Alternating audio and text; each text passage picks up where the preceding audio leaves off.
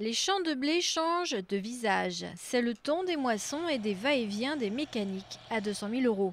Aujourd'hui, de nombreux agriculteurs ont investi dans des moissonneuses sophistiquées avec GPS. On aime bien un peu les nouvelles technologies, c'est-à-dire savoir un peu où on en est dans les parcelles.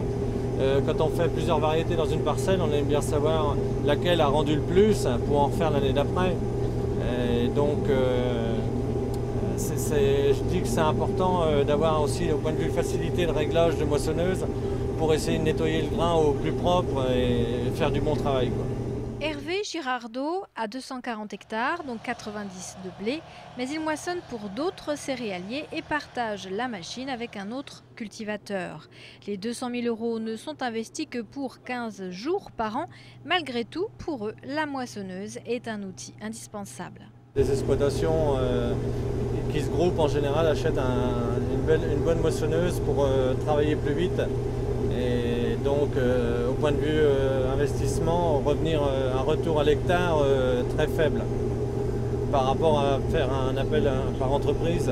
Une entreprise à l'heure actuelle prend entre 80 et 90 euros de l'hectare pour faucher, et tandis qu'un investissement, quand il y a un certain nombre d'hectares, tel que celui-là, revient autour de entre 60 et 65 euros de l'hectare.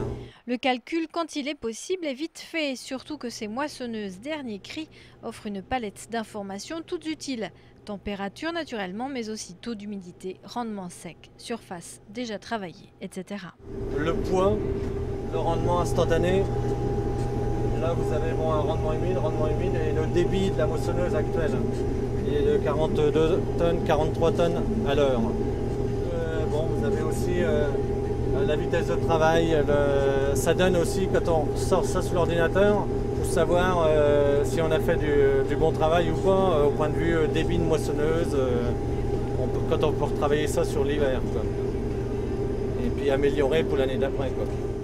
Le blé fauché par Hervé ce matin a été vendu au prix du jour, à savoir 152 euros la tonne.